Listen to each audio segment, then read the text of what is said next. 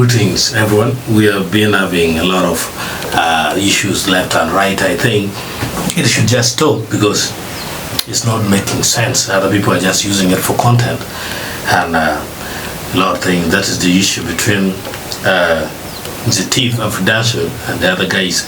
I remember those days there were songs like Low Guawanagi Kitty in the Now and the rest. So hearts will remain hearts. And yeah, all music are good depending now on the choice of the consumer. It is only the consumers who can decide what they want to consume. The artists don't have the right to tell the consumers what music they should listen to and what type of music they should not listen to. So back to the real issue on the ground is the breaking news that we posted on our website yesterday, that's www.acholitv.com. President Museveni has approved the copyright management system for Ugandan artists. So this has come as a result of the struggle by the president of Ugandan Artists or Ugandan Musician Association, that is Eddy Kenzo, who struggled to make sure that this thing happened. Now, in case you don't know, just a brief one, and maybe you go and check out the website, providing the link in the description, and you read the details, how the system is intended to work. The copyright management system, they say it will register musicians' works to prevent unauthorized use. Track music plays in bars, radio, and TV stations. Ensure artists receive payments based on play count. And lastly, curb music piracy and promote fair compensation. That's what they say. Now, under the new system, businesses like bars, TV stations, and radio stations must install a licensed tracking device to play Ugandan music. So this is only for Ugandan music. The system will monitor music usage and distribute royalties accordingly. That is in this new system. The bill will go through because the president is already backing. Now, there is a section which is known as fair payment model. They say, for example, if a bar pays Uganda shilling 1 million for a music license, artists will be paid based on the number of times their song is played. If a song gets 60% of the plays, it will receive 60% of the total fee collected.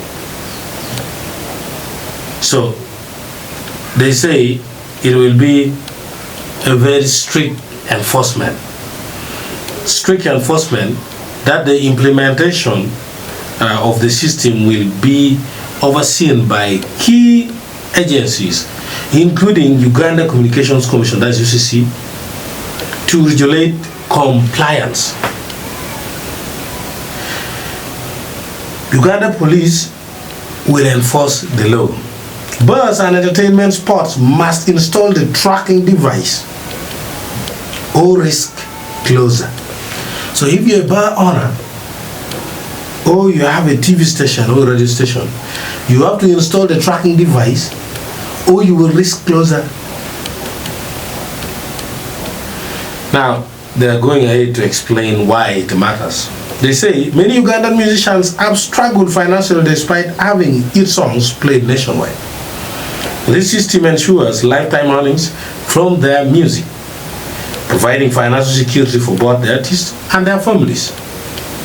The project was developed by State House scientists led by engineer Sheba Chobutunji and will be executed in collaboration with UCC, URA, and Uganda Police, meaning the artists will also be taxed, obviously, because URA is involved. You can't run away from that. There is groundbreaking initiative. Uganda's music industry is set to enter a new era of professionalism, copyright protection, and artist empowerment. So, guys, this is now my take on this new development. They want the bars, TV stations, and radios to start paying for playing musicians' songs from Uganda. I don't mean to oppose this new copyright bill, but I think many artists are going to suffer if it is fully implemented. We remember those days when people used to enjoy foreign songs.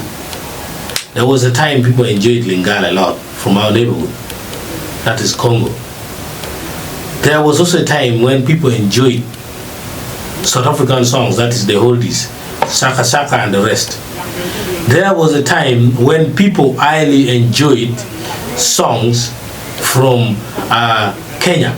Our Kenya brotherhood, that is the bongo flavor, was it where the top music here, and there came in reggae from Jamaica, dancehall, and then the hip hop from USA, the R&B from USA.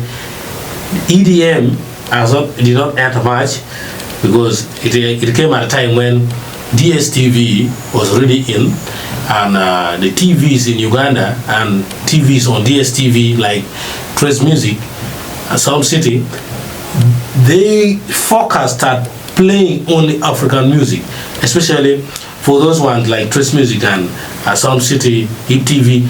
They played only Nigerian and South African music, but basically Nigerian music, meaning they just intentionally started promoting those songs, and Nigerian music took over again Africa.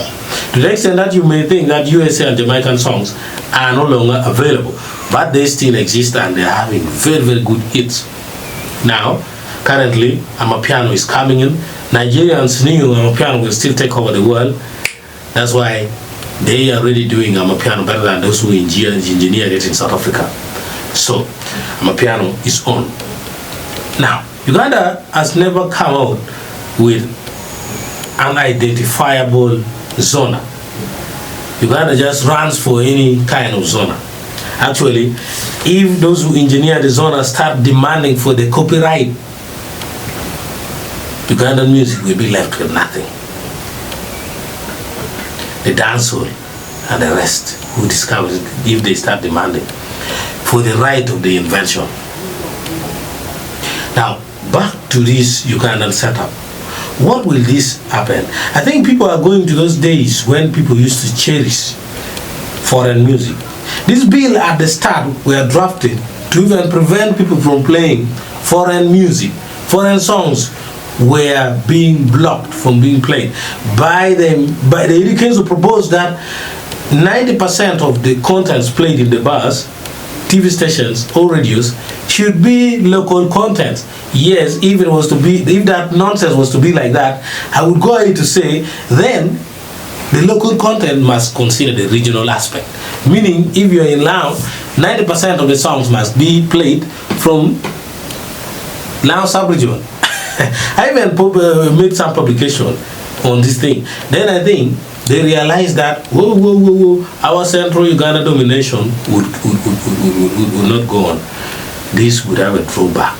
And secondly, it's a violation, very, very serious violation of human rights, because if I want to enjoy Chinese food and I can access it, I can afford it, I should not be denied by my government, by Ugandan government.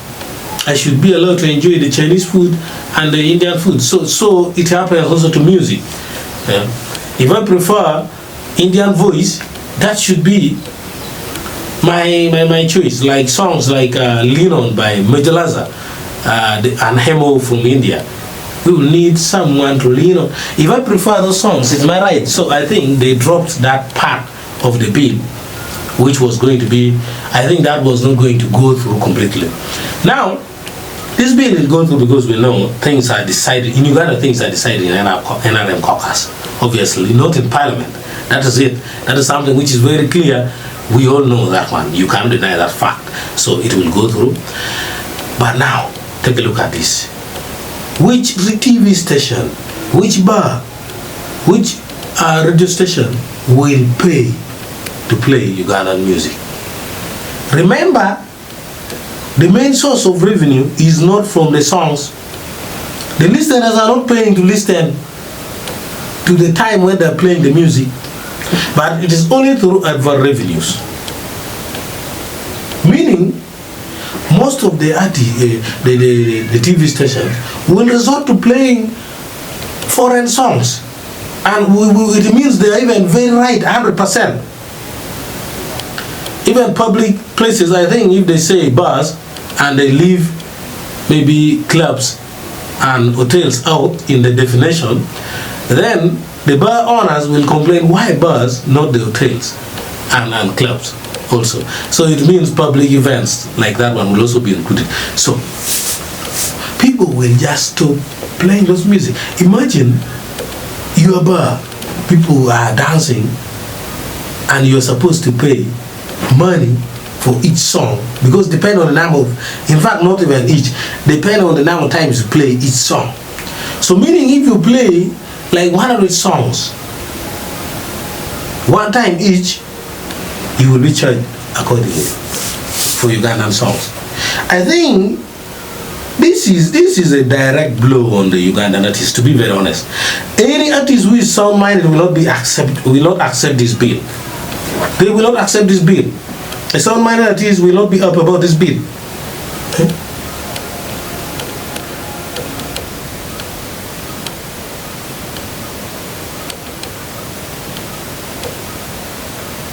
So this is not easy, because it will force people to start playing foreign music. And then let's go to the aspect of value chain. Since this will stop promotion in very many ways, but I can look at two ways. The first way is promoters like TV stations, since you're required to pay to play music on TV and radio, who will pay your song to promote you? Meaning new artists are already dead before we start talking anything. And even new songs are dead. Before even we agree that the rest of other songs are already dead. In a simple term, maybe Serena Hotel, where Eddy, Kenzo and the rest of their relatives may accept to play. I don't think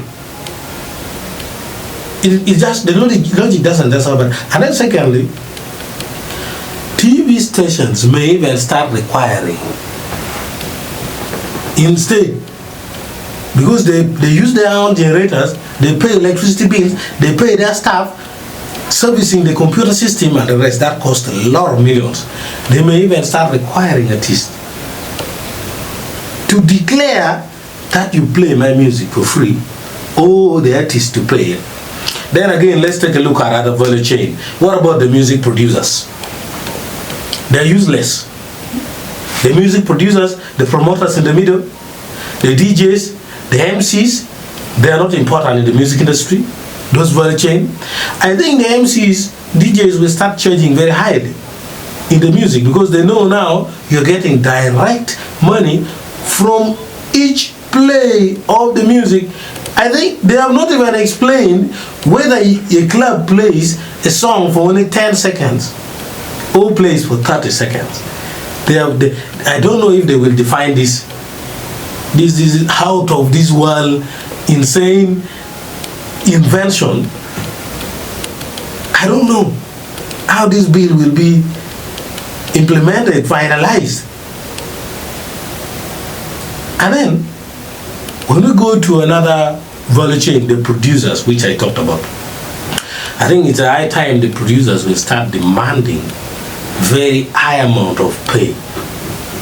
Producers may end up starting charging artists maybe 1 million for one song.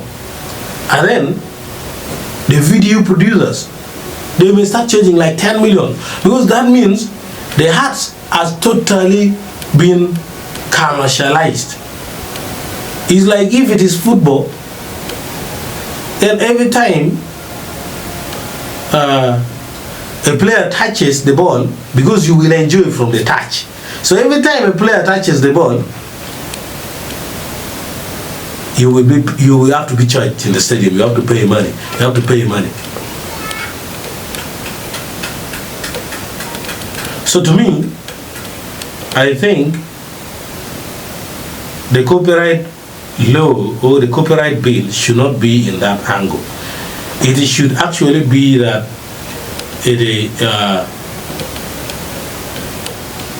there should be a negotiation between the artists for a music to be used directly for making money.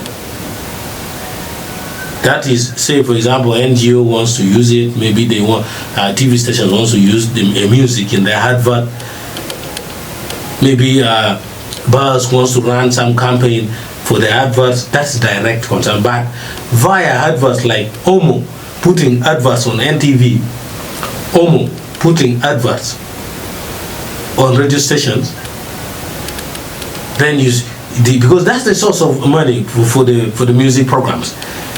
How they get it, that's how they generate it. Of which, so in the end, it's a disaster. The bill is a disaster. I don't know who is advising Eddy Kenzo. I don't know what type of excitement is coming over musicians. I don't know what percentage of the musicians will accept this. I don't know if the artists will say they're being helped or they're being screwed. So, all what I've said are my personal opinion, and I stand responsible for them because they are my personal opinion. I have not ruled out other people's opinion, and if you have also watched this video, you can let me know your opinion in the comment section. Thank you.